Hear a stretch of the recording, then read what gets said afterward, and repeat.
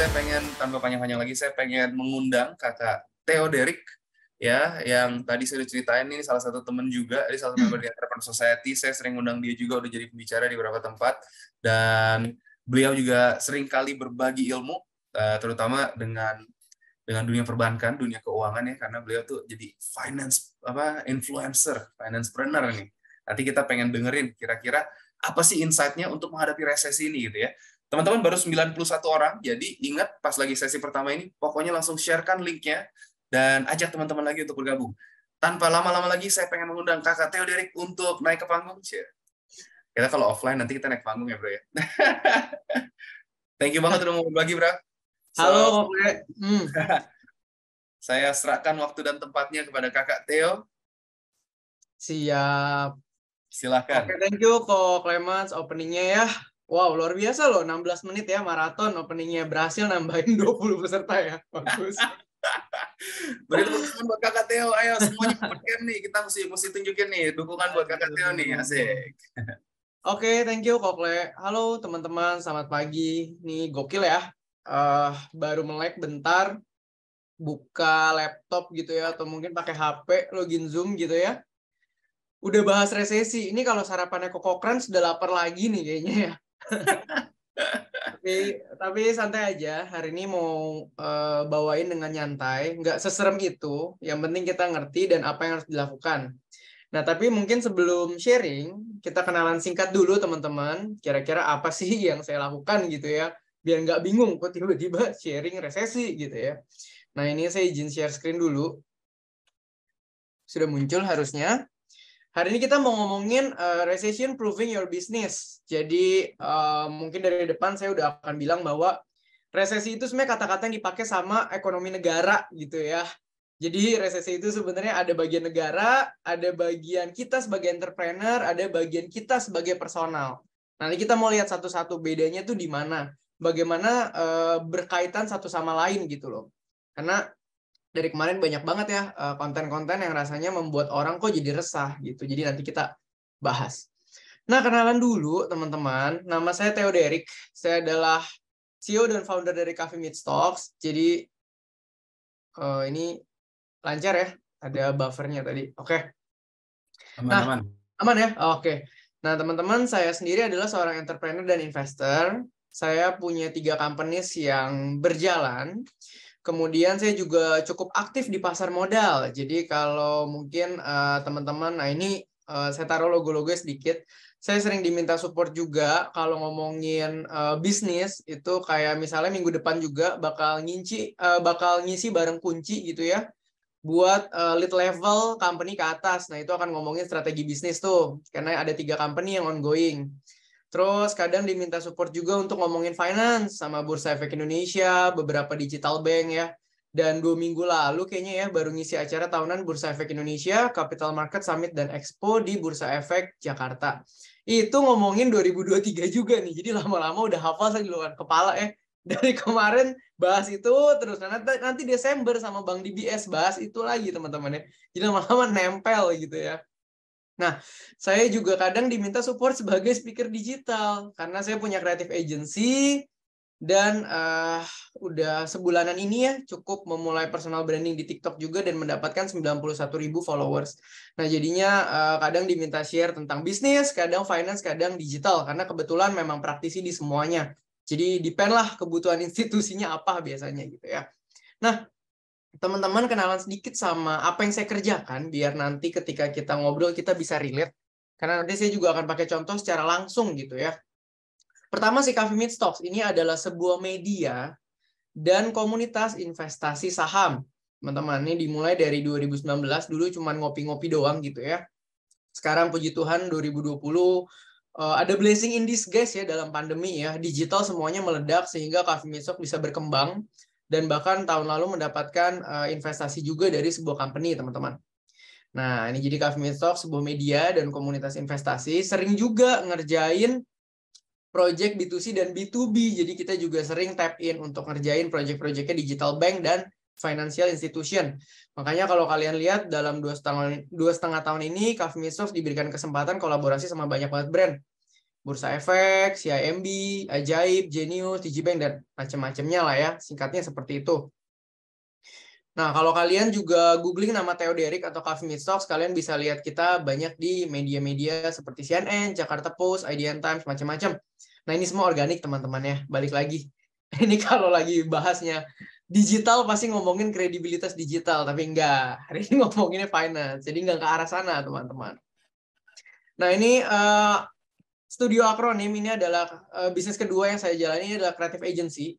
Nggak banyak taruh di sini detail ya, biar nggak nabrak sama Hello Monday Morning. Siap. Tapi ya ini ngerjain online activation campaign, social media, fotografi, branding, semuanya. Sampai sekarang kita ngerjain project government, corporate, dan UMKM ya. Salah satu media partnernya juga tadi klien kita, si Mekari tuh. Jadi ya nanti boleh intip-intip. Nah, nggak cuma online activation, company saya yang ketiga ini adalah Byte Project. Ini kerjaannya membuat exhibition untuk UMKM showcasing produk mereka di gedung-gedung kantor ataupun mall, teman-teman. Seperti baru kayak Oktober tengah kemarin, kita bikin pameran beauty gitu ya, dan Korea itu di kota Casablanca. Akhir bulan ini akan ada di By the Sea Peak, Sampurna Strategic, Yobi Plaza, dan tahun depan akan ada 40 exhibition, teman-teman. Nah, jadi kalau kalian sadar, sebenarnya Byte Project dan Studio Akronim tadi ini ekosistem. Jadi semua UMKM yang butuh online activation ke sana, yang butuh offline activation ke sini. Jadi akan saling menopang satu sama lain. Nah, kira-kira itu yang saya kerjakan sebagai seorang entrepreneur. Sekarang kita mau langsung masuk ke dalam materi. Tapi ini kok kayak ada suara yang bocor tadi ya. Boleh tolong di mute all dulu. Karena saya orangnya gampang ke distraksi, teman-teman ya. Jadi takut gitu. Teman-teman, ancaman resesi Katanya sorry tadi ke mute all. Yap. Oke, ini sebenarnya menurut saya agak lebay dari kemarin semua orang pusing gitu ya teman-teman. Kenapa? Saya ngomong konklusinya dulu di depan. Teman-teman harus tahu dulu resesi ini apa. Resesi yang dibahas dari kemarin secara ekonomi itu resesi makroekonomi yang dirasakan negara, bukan individu. Pertama kalian harus tahu itu dulu. Nah, resesi yang dialami negara ini adalah maksudnya pertumbuhan ekonominya minus 2 kuartal atau 6 bulan lebih. Nah, kalian lihat dari kemarin Indonesia masih di 5%. Jadi kalau ngomongin resesi negara, Indonesia masih jauh, teman-teman. Masih kuat ekonominya. Kalau US kemarin sudah 2 kuartal minus. Tapi kuartal ini pun nggak minus, 2%-an. Jadi nggak jadi resesi tuh US ya, teman-teman ya. Nah, sebelum ngomongin resesi 2023, kita harus tahu dulu, apa sih yang menyebabkan ekonomi itu bergerak sampai tahun depan kok kayaknya serem banget. Jadi dari awal saya ngomong dulu konklusinya. Resesi itu kemungkinannya sangat kecil buat Indonesia, teman-teman. Tapi perlambatan ekonomi sudah terjadi. Bahkan dari selesai Lebaran tahun ini. Saya nggak tahu ya, mungkin kalau teman-teman ngobrol sama banyak teman entrepreneur, kebetulan saya juga banyak ngobrol, industrinya macam-macam. Mau jual biji plastik, mau F&B, mau apapun gitu ya. Selama bisnisnya itu retail dan B2C, rata-rata omsetnya udah pada turun 20-30%, teman-teman. Ya, tapi itu B2C. Kalau B2B masih stabil-stabil aja, kayak Akronim B2B, Byte B2B, Coffee Meets Stocks B2B-nya aman, B2C-nya adalah penurunan sedikit gitu ya. Jadi memang rata-rata ada penurunan di sektor B2C. Nah, makanya kita bilang perlambatan ekonomi terjadi nggak? Terjadi. Tapi resesi nggak? Kecil kemungkinannya. Nah, kita mau lihat dulu sebenarnya apa yang terjadi? Kenapa kok sampai kayak gini gitu ya? Sampai tahun depan kayaknya mengerikan gitu. Nah, ini sebenarnya simple, ini sebab dan akibat, teman-teman. Tahun 2020 kita harus lihat dulu apa yang terjadi. Pandemi COVID gitu ya. Saya jelaskan secara singkat dan simple aja. Kalian ingat ya, bulan Maret apalagi ya, pertama kali itu 2020 ya kalau nggak salah ya, COVID masuk gitu ya. Semuanya kaget gitu, dari mall, retail gitu ya, sampai ke wedding industri, sampai ke MICE industri yang bikin pameran, mau JCC, G-Expo, pameran kecil, pameran besar gitu ya. ITC, Tanah Abang yang jadi pusat ekonominya retail secara offline itu tutup semua karena lockdown. Ya, itu masa-masa awal pandemi itu. Mungkin sekitar 2 kuartal pertama ya. Nah, lockdown itu menyebabkan apa? Menyebabkan ekonomi mendadak, sebagian sektor tidak berputar. sampai ke pariwisata, sampai ke perhotelan, itu semua mendadak mandek, nggak bisa gerak, teman-teman. Ekonomi nggak berputar, bahkan kita sampai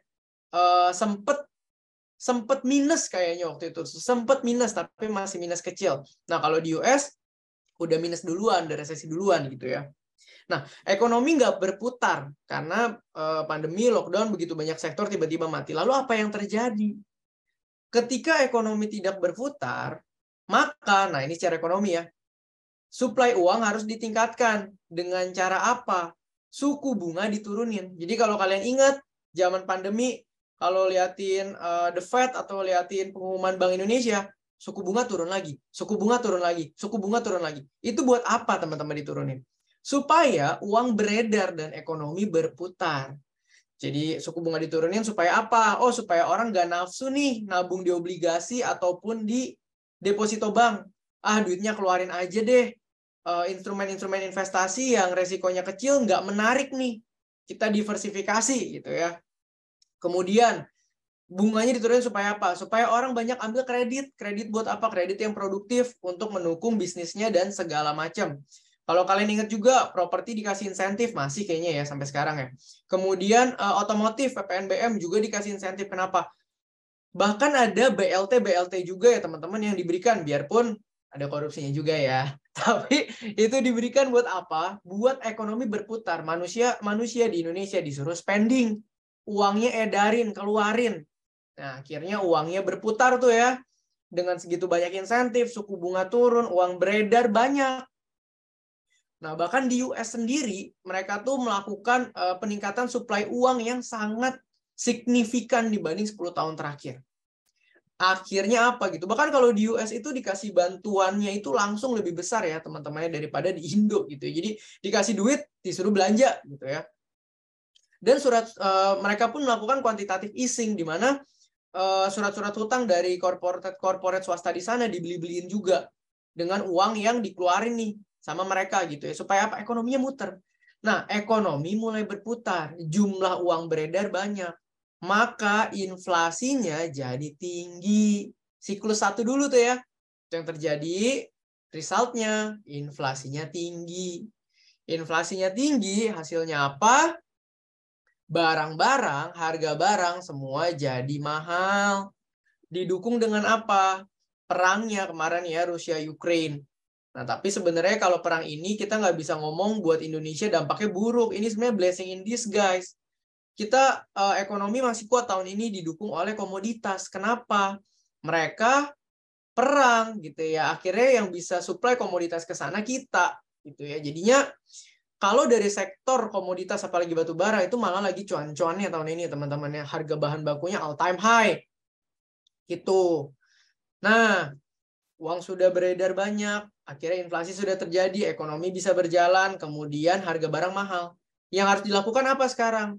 Kebalikan yang kemarin. Kemarin pandemi, sekarang endemi. Kalian tahu ya, pandemi dan endemi itu ada behavior market yang berubah. Kalau pandemi kemarin, semua yang digital gila-gilaan naiknya karena behavior. Sekarang dunia digital pasti turun dikit. Balik kemana? Balik ke endemi, market offline yang gila-gilaan gitu ya. Sama. Kemarin untuk menghadapi hal seperti itu, suku bunga diturunin. Sekarang untuk menghadapi hal ini supaya ekonomi nanti ke depannya stabil, suku bunga harus dinaikkan. Di tightening. Duit yang tadinya didorong supaya nyebar, dikasih insentif untuk ketarik lagi, maka suku bunga dinaikin. Berarti kalau kalian mulai lihat sekarang, kemarin kebetulan saya juga ngisi launchingnya obligasi negara ya, ORI 22. Itu kemarin bunganya net udah 5,4%. Bentar lagi keluar SBN, bunganya udah 6%. Kenapa? Orang mulai dipancing lagi nih. Oh, ada instrumen-instrumen investasi yang resikonya kecil di kala seperti ini yang bunganya meningkat. Harapannya apa? Duit kita masuk sana lagi gitu ya. Jadi duit yang beredar, tarik, investasiin lagi gitu loh. Masukin lagi ke sana. Gitu. Makanya deposito meningkat, bunga-bunga semua meningkat gitu. Yang paling orang takutin kan sebenarnya floating bunga KPR ya. Semuanya dari kemarin takutnya begitu gitu ya. Nah, ketika tightening, namanya aja udah tightening. Kalian tahu tightening itu adalah apa? Pengetatan. Ketika ekonomi diketatin, tidak mungkin ekonomi tidak melambat. Sama seperti kemarin. ketika suku bunga diturunin, tidak mungkin ekonomi tidak bergairah. Karena ini stimulus dilakukan dari negara, turun ke entrepreneur, swasta, kemudian baru turun ke ekonomi personal. Jadi ada 3 layer gitu ya. Nah sekarang dinaikin terus. Supaya apa? Inflasinya turun. Supaya uang yang beredar balik nih gitu ya. Jangan terlalu banyak beredarnya. Maka dalam kondisi ini perlambatan ekonomi pasti terjadi. Cuma kebetulan menurutku ada dampak besar juga. Salah satunya adalah krisis-krisis zaman dulu kan tidak ada tuh perusahaan valuasi. Nah, kalau zaman sekarang kan perusahaan valuasi banyak ya. Kayak di tahun-tahun lalu cari modal gampang untuk perusahaan startup gitu ya. Nah, makanya startup di tahun ini kebanyakan babak belur. Kenapa? Karena investor-investornya pindah ke instrumen investasi yang lebih low risk, tapi bunganya meningkat. Kayak US bond, gitu-begitu ya teman-teman ya. Maka kalau kalian lihat banyak perusahaan startup yang sekarang pasti CEO-nya tiap hari minum Panadol. Pusing teman-teman.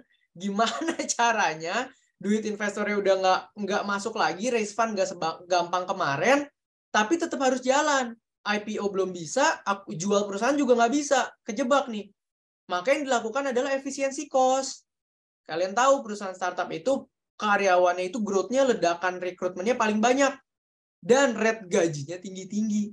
Akhirnya efisiensi. Nah, jujur dari kemarin mungkin banyak layoff yang sudah diam-diam dilakukan dan banyak yang terbuka. Dan bahkan ada yang sudah pilot.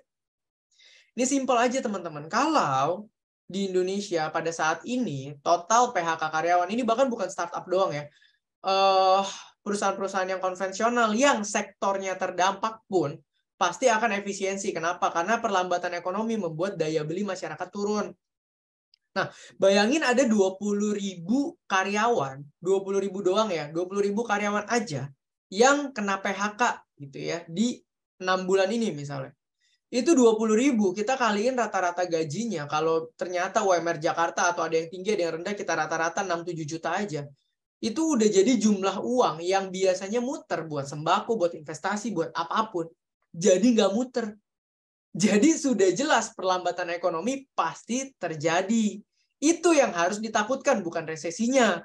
Jadi yang kita harus pikirkan adalah ketika ekonomi ada perlambatan, bagaimana usaha kita survive, bagaimana personal kita survive. Ya, jadi fokusnya hari ini situ teman-teman. Nah, ini tadi ya, saya udah bilang ya, beberapa kejadiannya.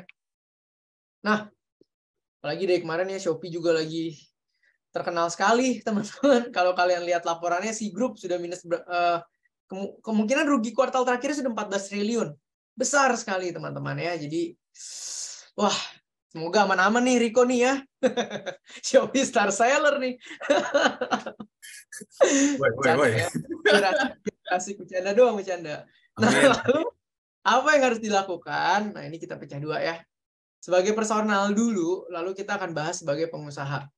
Tapi balik lagi ya, nggak semua orang kena dampak dari perlambatan ekonomi. Kalau yang sektornya tepat, kayak misalnya Byte, itu kan lagi endemi, lagi offline lagi. Itu justru nggak lagi melambat, malah lagi kenceng. Tahun depan 40 exhibition-nya. Tapi kalau ngomongin yang digital, kayak Cafe Meet Sauce yang B2C, B2C-nya turun sedikit, B2B-nya stabil. Nah, akronim, itu yang handle-nya B2B, itu masih stabil. Jadi B2C pasti kena duluan. Kalau nggak beres-beres, B2B akan kena. Nah, itu fakta yang pasti terjadi. Nah, lalu apa yang harus dilakukan? Sebagai personal dulu ya, kita individu. Gitu ya. Nah, yang pertama, defense, teman-teman. Balik lagi. Ini nggak tahu ya, kecuali kalian punya market.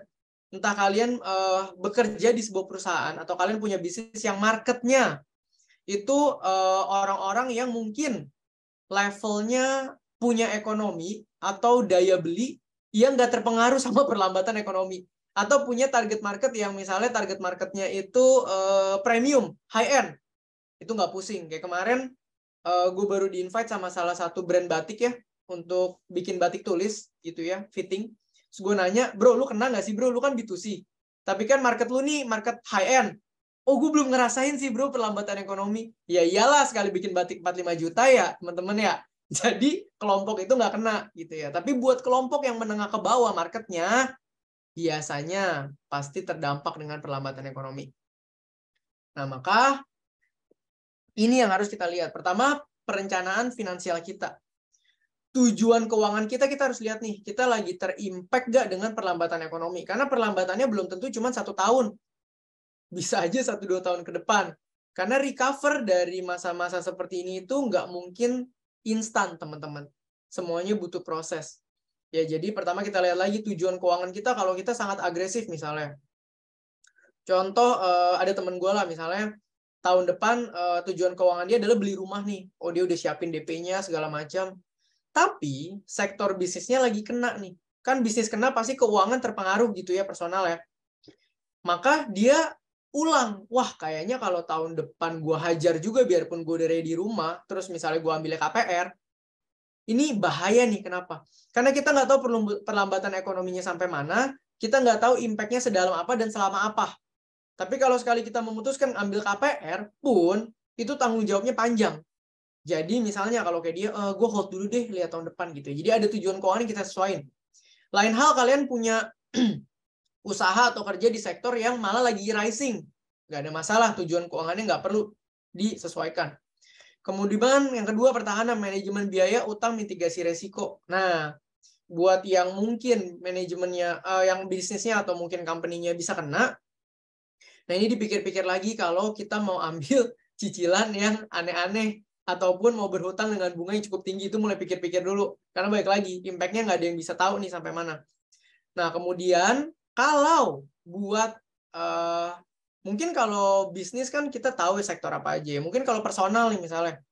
Oh, kayak gue pribadi deh, contoh sebulanan ini 40-50 hari ini gue membangun personal branding di TikTok, dapat 91.000 followers. Nah, ternyata gue juga kaget ya, udah banyak brand yang tap in gitu. Jadi ternyata udah hampir ngasilin 50 juta nih dari branding placement gitu ya. Ini kan personal, nggak ada hubungannya sama bisnis. Terus ke depannya dunia sosial media dan kreator itu memang lagi kencang. Ya udah, kalau di bidang yang seperti ini malah gue maksimalin pertumbuhannya. Gue hiring tim konten lebih banyak lagi buat hajar maksimal setahun 2 tahun ke depan. Jadi kita sesuaiin gitu ya. Kita lihat dulu sektornya. Nah, kemudian sebagai personal, nah ini sebenarnya money management yang umum, tapi gue harus kasih tahu juga buat teman-teman yang mungkin belum tahu. Nah, sekarang kita boleh checklist nih. Ini pondasi keuangan, di mana setidaknya kita harus punya dulu. Apapun pekerjaan kalian, apapun bisnis kalian, kalian harus checklist 4 ini dulu sekarang untuk kondisi personal. Yang pertama, make sure sudah punya proteksi. Gue bukan agent insurance, teman-teman. Tapi proteksi itu penting banget, teman-teman ya. Mungkin kalau kalian mikirnya, oh kok proteksi itu apa sih, asuransi yang kalau gue misalnya amit-amit meninggal keluar duit. Bukan. Yang penting itu yang medical. Jadi amit-amit kalau sekarang kalian punya tabungan, atau kalian punya dana investasi, atau kalian punya uang spare cash, amit-amit kalian kecelakaan masuk rumah sakit, ada bedah kecil, bedah berat, pengobatan yang ngeluarin duit ratusan juta sampai miliaran, jangan pakai duit sendiri. Pakailah duit dari perusahaan asuransi, teman-teman. Ini namanya proteksi. Ya, budgetnya, oh next ada kayak slide budget deh. Ya kira-kira 10% lah maksimal dari income udah cukup. Bahkan kalau seumur gue ya, yang udah kepala 2, tapi mepet dikit lagi 30 gitu ya. Kan kalau asuransi biaya dihitung dari umur. Itu masih ada yang tradisional, yang pure beli proteksi doang, cuma 500 ribuan kok, itu udah cover semua medical. Jadi kalian nanti boleh pikir-pikir kalau kalian belum punya. Ini penting. Kedua, kalian harus punya emergency fund, dana darurat. Judulnya apa? Dana darurat, kondisi darurat biar kalian punya dana gitu ya. Karena kondisi darurat unexpected gitu ya. Nah, biasanya dianjurkan 3-6 kali, tapi kalau kondisinya perlambatan seperti ini, bagusnya disisihkan untuk 8-12 kali pengeluaran bulanan. Jadi amit-amit bisnis kalian tidak menghasilkan, atau amit-amit kalian punya company tidak menghasilkan, kalian masih bisa hidup untuk mencari revenue stream lain dalam 8-12 bulan ke depan. Yang ketiga, lihat proporsi cicilan kalian sekarang.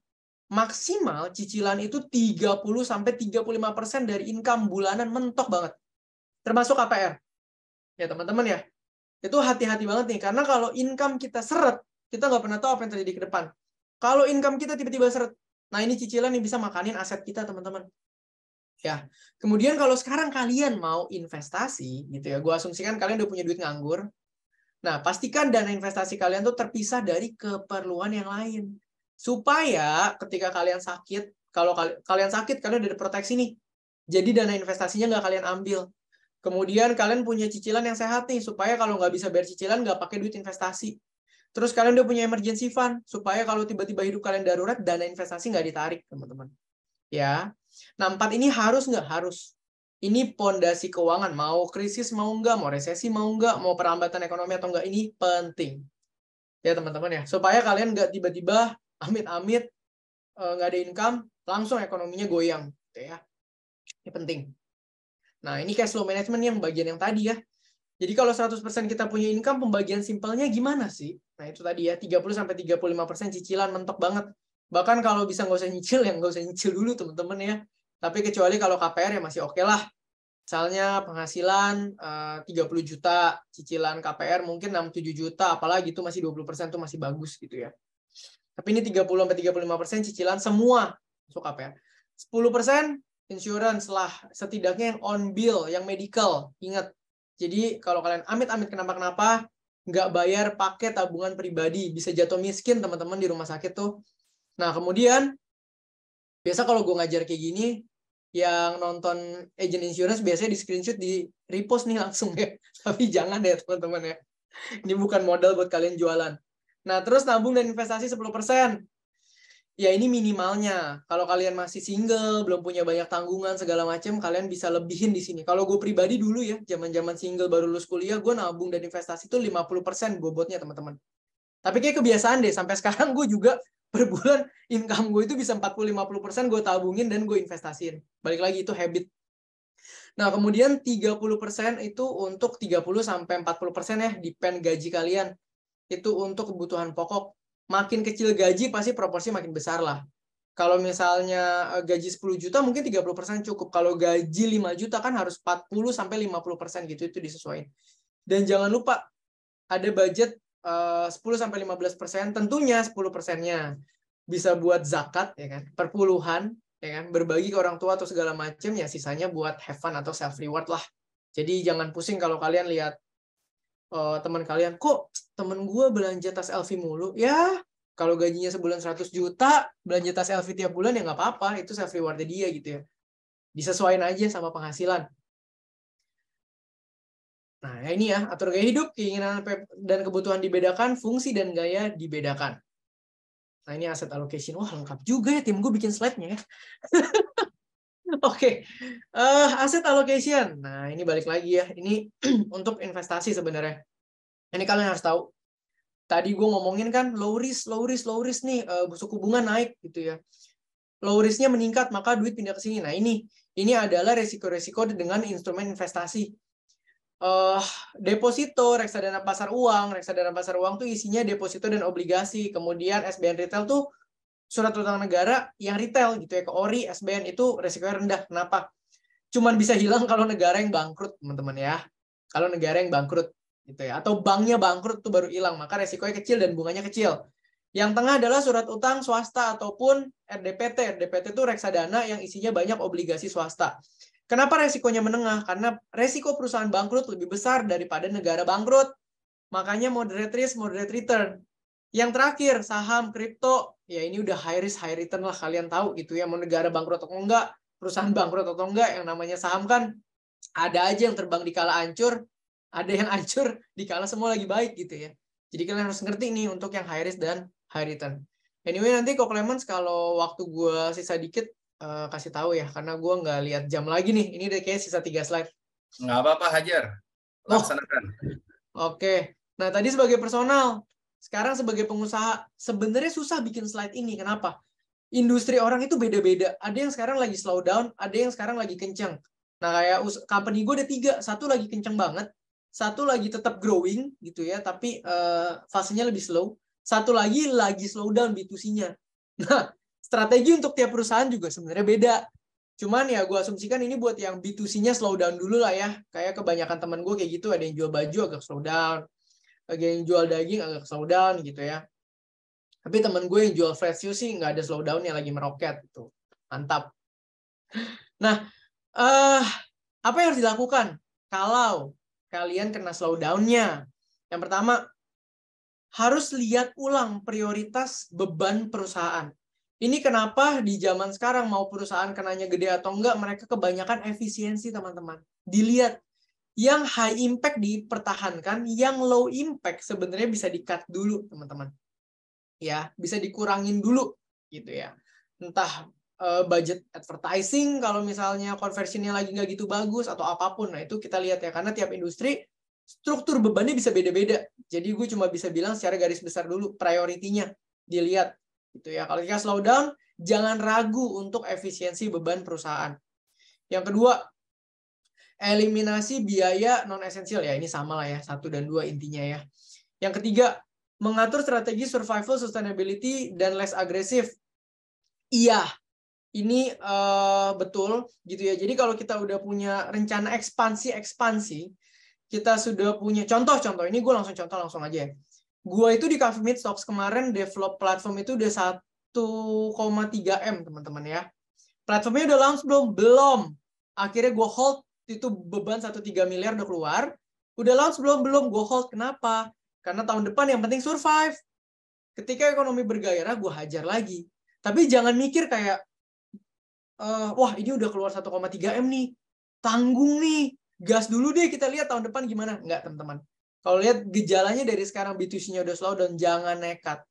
Yang penting survive. Agresif itu bisa kapan aja ketika market bergairah lagi. Yang penting kalian hidup sampai sana bisnisnya gitu ya. Kemudian review ulang budget. Nah ini poinnya mirip-mirip lah ya teman-teman. Intinya begitu. Nah kemudian dari segi hutang. Kalau ada utang-utang yang bunganya tinggi, lebih baik kalau punya spare cash dieliminasi dari awal, teman-teman ya. Apalagi kalau kita bisnis-bisnis yang pendanaannya dipinjemin orang, itu lihat-lihat. Dan kalau sekarang di posisi ekonomi slowdown lagi ada investor yang mau tap in ke kalian, ambillah investasinya. Asal proporsinya sahamnya jangan kemakan terlalu banyak. Karena apa? Karena zaman sekarang modal itu lagi mahal value-nya. Jadi kalau kalian di industri yang kok kayaknya industrinya bukan rising star ya, tapi ada kemungkinan kena slowdown, ada investor yang lagi mau nanam dana, tapi bukan majority ya, minority ya. Nah, kalian boleh pikir-pikir lebih apa ya? Berpikir lebih banyak lah. Karena zaman sekarang modal itu berharga untuk make sure kalian punya survivability. Yang ketiga, plan for the unexpected. Itu tadi ya, dari tadi ya kita udah ngomongin kurangin utang, kita udah ngomongin strateginya di review ulang. Sekarang kita ngomongin proyeksi arus kas dulu. Jadi kalau sekarang sebagai personal ataupun sebagai company, biarpun orang bilang, woi jangan megangin cash banyak-banyak inflasi, nggak usah peduliin teman-teman. Di kala-kala susah, cash itu bener-bener raja. Kita bisa akuisisi aset murah, kita bisa ekspansi tiba-tiba ketika kompetitor kita belum tentu bisa. Ketika ada peluangnya kita bisa gas. Asal ada pelornya. Pelornya itu adalah cash. Jadi prepare. Nah, kemudian yang kedua ini yang tadi ya, action plan untuk efisiensi. Nah, yang ketiga ini yang paling penting. Pivot. Teman-teman, bisnis yang sustainable bukan satu kali kita jalan, bukan satu produk, bukan satu strategi berhasil terus sustain. Enggak. Sustain itu adalah kata kerja. Kita tiap hari harus putar otak, cari strategi, pivot sana-sini, supaya bisnis kita sustain, teman ya. Dan jangan ragu, maksud gue gini. Banyak ketika kita dengar teori bisnis, orang selalu bilang, bro, bisnis tuh nggak tergantung sektor, tergantung manajemen. Kentut, teman-teman ya. Yang namanya sektor, itu udah pasti ngaruh banget. Pandemi, lu nggak pakai manajemen, jualan masker juga laku. Sekarang, pakai manajemen yang bagus, jualan masker juga nggak mungkin bisa kayak pas pandemi gitu ya. Jadi, momentum itu tuh jangan dianggap enteng. Jadi ketika kita ada momentum untuk pivot ke leaning produk yang lain, ke target market yang lain, atau kita bisa nambahin additional value kita yang sejalan sama momentum, itu digas. Jangan ragu, teman-teman. Ya, kayak gue kemarin, gue tuh memang udah punya exhibition organizer tuh dari sebelum pandemi udah 5 tahun. Pandemi vakum dulu, gue gas bisnis-bisnis gue digital growth-nya. Sekarang begitu endemi lagi, langsung gue gas lagi. Gue tahun depan gitu loh, supaya wah semua mall di Jakarta, semua kantor di Jakarta kalau bisa gue yang pegang gitu. Nah, kenapa gue berani gas di situ? Karena gue lihat behavior marketnya lagi ke arah sana. Momentumnya lagi dapet, maka gue hajar di sana gitu. Nah, sama seperti Coffee Meet Stocks. B2C lagi turun, B2B-nya stabil. Gue langsung ngapain? Gue bikin satu proposal lagi di mana Coffee Meet Stocks itu sekarang bisa handle end-to-end activity-nya digital institution, financial, mau offline mau online. Kenapa?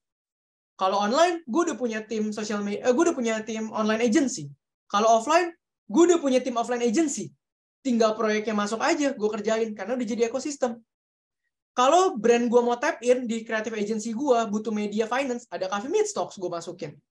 Kalau brand gue yang offline semuanya butuh online, ada creative agency gue. Jadi gue membuat ekosistem supaya mau pandemi mau endemi semuanya muter, teman-teman. Nah, itulah yang menurut gue penting dari pengalaman gue sebagai entrepreneur.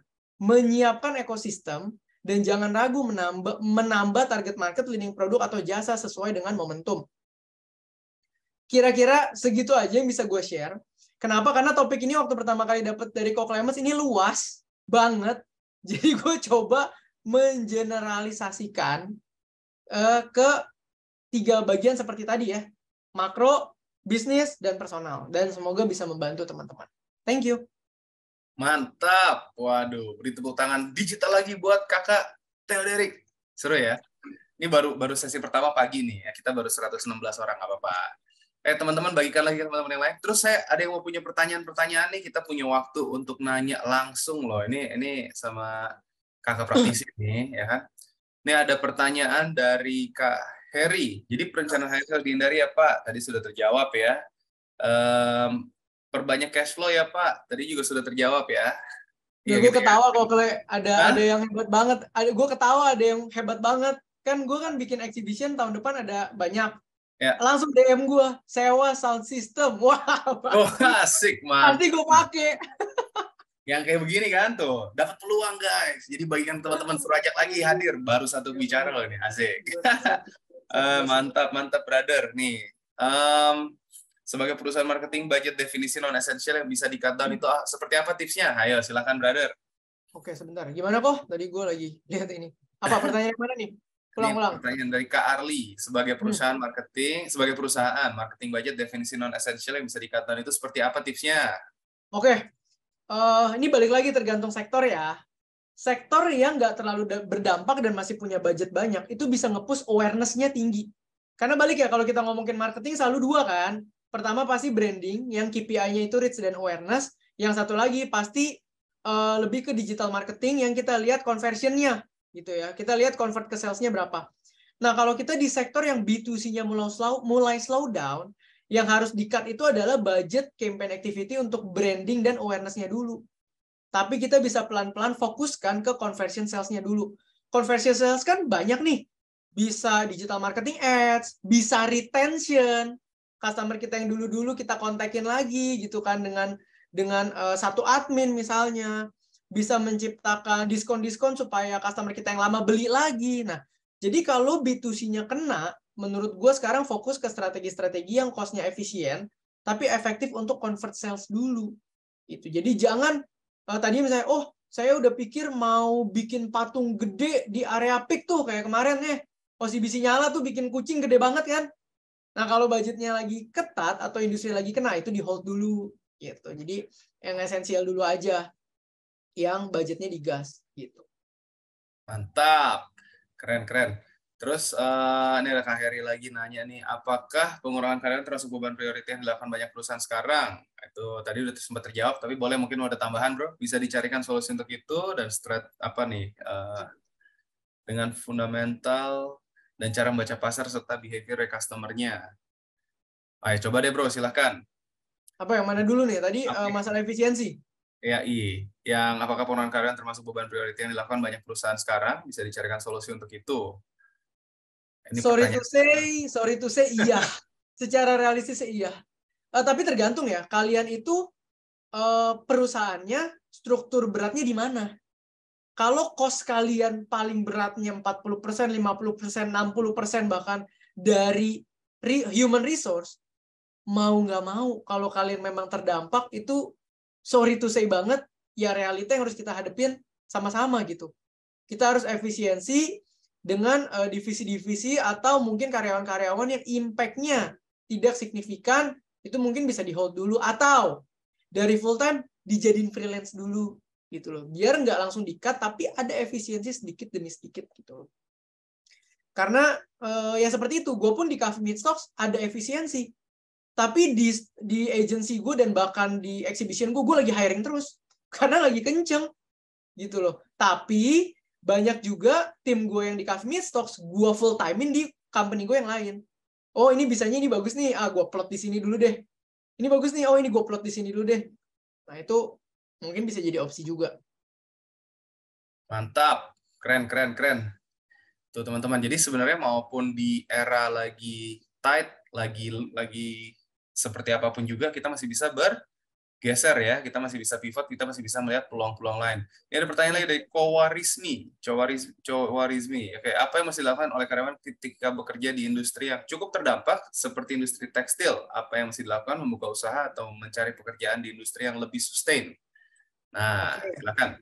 Untuk karyawan di industri yang berdampak, berarti gini, industrinya terdampak, tapi gue asumsikan dari pertanyaan ini kaliannya belum terdampak dari hasil itu ya. Yang mungkin later on bisa terdampak atau enggak kita belum tahu.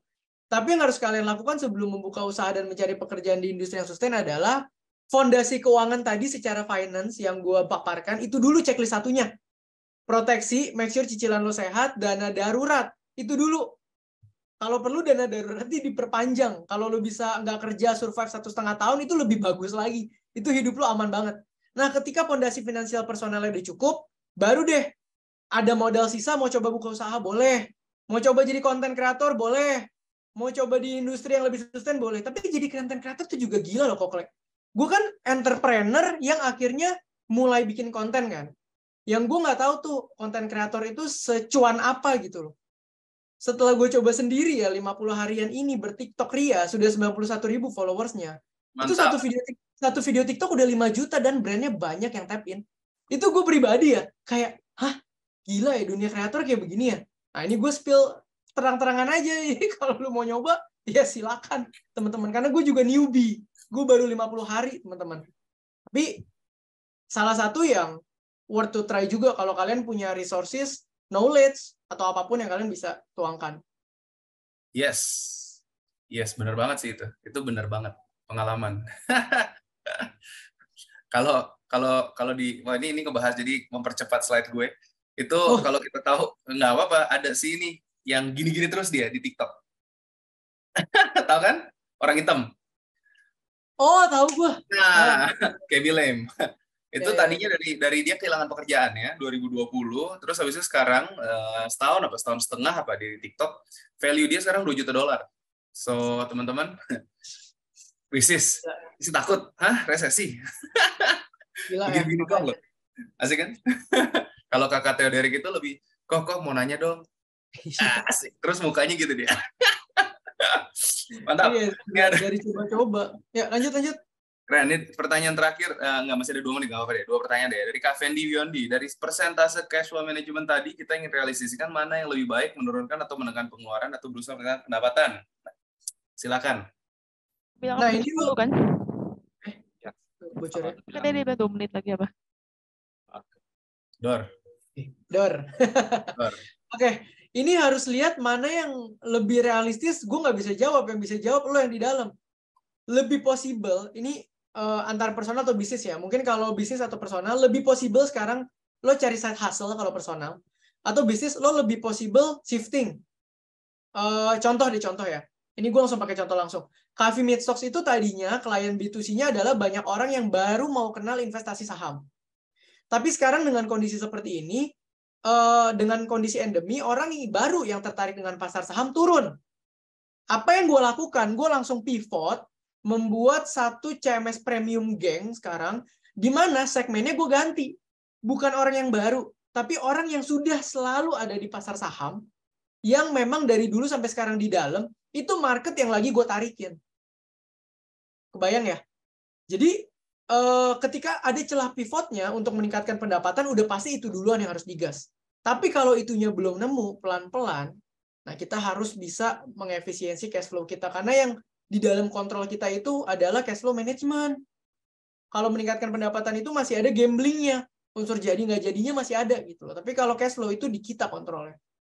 Gitu sih. Nah, tuh semoga menjawab teman-teman ya.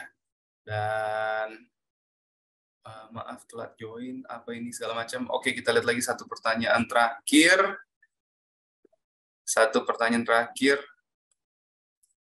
Dari Kak Raven Ilham. Kalau baru buat usaha atau UMKM, modalnya kecil, belum ada investor, gimana Kak? Nah, silakan.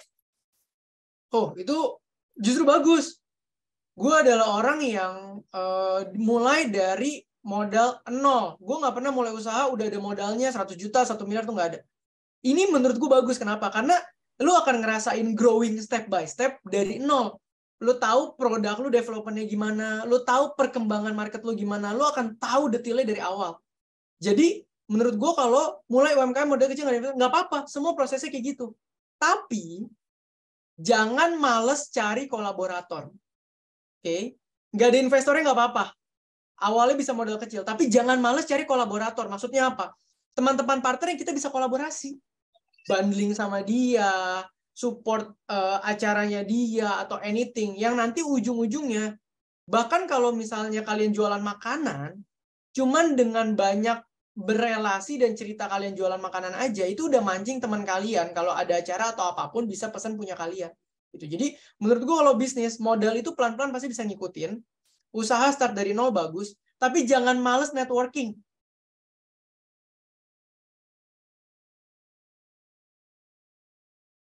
Nah, enggak, ke distract ada yang DM tadi. Oke. Tapi jangan males networking. Karena jujur teman-teman, kayak gue nih ya, dari satu usaha ke usaha kedua ke usaha ketiga itu semuanya network. Sampai ketika gue punya creative agency, gue ketemu orang yang memang udah punya background agency, nggak punya background bisnis. Ya udah gue invest. Kita jalan bareng, semua relasi gue, brandnya gue lempar ke sana semua. Mekari ini itu semua gue lemparin ke dalam. Gitu. Jadi network itu menurut gue nomor 1 dalam bisnis. Kita nggak akan bisa jalan sendiri. Kalau modal nggak apa-apa. Mulai dari nol, bagus. Setuju banget. Setuju sekali. Kita juga tadi pengalaman yang sama. Itu semua bisnis mulainya juga dari network. Jadi teman-teman ikut komunitas tuh. Kalau mau belajar Coffee with Stock, mau belajarin soal duit-duit, Coffee with Stock, ya kan? Kalau mau belajar soal cewek, Coffee with Bagel. Enggak sih. Enggak. Tapi kalau mau belajar bisnis di Entrepreneur Society, ya banyak banget teman-teman yang bisa kolaborasi bareng, terutama juga dengan nanti teman-teman yang bakal ketemu lagi nanti di sini sebagai bicara selanjutnya. So, mungkin itu dulu kali ya. Ada ini nggak 1-2 final words nih dari satu? Oh, jangan buat 127 udah nambah ya. Biasa gitu kalau Sabtu pagi masih pada bobok kayaknya nih. Dari Kakak Theoderik buat teman-teman kita sebelum kita yang pertama tadi kan ada yang DM gue nanya juga. Mungkin kalau mau nanya lebih lanjut nanti boleh follow Theoderik _ IG ada, TikTok ada, serah nanti mau nanya boleh lewat situ. Nah, jangan mungkin satu ya. Ini gue selalu ngomong kalau mau mulai bisnis, mau mulai usaha, mau mulai apapun, jangan langsung bayang-bayangin hasilnya gede. Jangan kayak, wah gue kalau mulai jualan ini sekarang nih, sehari 10 produk aja. Sebulan 30 aja. Wah, tahun depan ganti mobil gue. Jangan, teman-teman. Jangan. Enjoy prosesnya. Karena kadang orang itu fokus sama result, miss prosesnya, sekali usahanya goyang mentalnya langsung. Itu yang udah gue rasakan, teman-teman ya. Tapi kalau kita enjoy prosesnya, nggak fokus sama resultnya, kita bisa fokus sama yang hari ini kita bisa lakuin, yang besok kita bisa kolaborasiin gitu loh. Jadi ya enjoy lah prosesnya. Zaman sekarang soalnya banyak banget instant gratification, instant result, instan ini, instan itu. Nggak ada yang instan, teman-teman ya. Nggak ada. Mantap, Kak Theo. Terima kasih banyak atas waktunya, atas sesinya, atas penyemangatannya juga. Semoga sesi hari ini tuh bisa jadi berkat ya. Pokoknya pagi ini nih, baru pagi nih teman-teman ya. Baru sesi pertama loh. Kita udah dapat tuh ilmunya tuh kalau udah daging wagyu yang udah dipijat-pijat bahkan. Jadi sekali lagi thank you banget nih buat Kakak Theoderik yang udah berbagi sama kita. Kita berikan tepuk tangan lagi. Ini yang lain pada nggak mau open cam nih. Kita foto bareng dulu sama Kakak Theo yuk. Ayo kan. Ayo saya kasih waktunya ya. Ini kalau yang raise hand mau nanya atau gimana Kak Fendi? Nggak apa-apa. Ayo kita open cam. Saya kasih waktu 5, 4, 3, Pokoknya fotonya yang paling sering ke snapshot nanti dapat hadiah juga. Oke, hadiah-hadiah terus kita bagi-bagi ya. Kalau dari Coffee Meet Stock mau apa nih? Kita kasih satu saham yang bakal naik. Langsung bocoran emiten ya. Bocoran emiten mintanya gile. Oh ya deh. Oke, dari tim panitia boleh bantu untuk screenshot kita satu-satu. Satu-satu. Ayo ada baru 6 slides. Siap? Kakak panitia, Kakak Varian ada? Oke, saya bantu kakak semua. 1, 2, 3, tahan. Bener. Ngelihat Kakak Sutrisno, kita gayanya sini tangan kanan dari Gimana kiri. gayanya? Ini namanya ikrar pengusaha. Oke. Mari kita. Yuk. Oke. Silakan. 1, 2, 3. Oke. Baik, terima kasih. Sudah? Oke, mantap. So, teman-teman, sebelum kita mulai ke sesi berikutnya, sekali lagi terima kasih banyak sama Kak Theoderik yang udah berbagi. Terima kasih banyak. Nanti, pokoknya untuk semua narasumber kita akan makan bareng ya. Bersinarlah dengan cahayamu sendiri. Ketika kita menyadari bahwa waktu kita di dunia ini sangatlah terbatas, maka kita juga bisa menghargai setiap momen yang kita lalui di dalam hidup. Terkadang kita masih terikat oleh rantai yang tidak terlihat. Dari membandingkan diri dengan orang lain, sampai berusaha untuk diterima oleh standar masyarakat. Kebebasan dan kemerdekaan di dalam hidup yang sesungguhnya adalah ketika kita tidak lagi dihantui oleh pandangan orang lain. Ketika kita bisa terbebas dari persepsi publik untuk hanyalah menjadi sebuah batasan standar, akan tetapi bisa bersinar, melakukan pencapaian sesuai dengan talenta yang sudah diberikan Tuhan. Bersinarlah yang terang, wahai sahabat. Bersinarlah dengan cahayamu sendiri.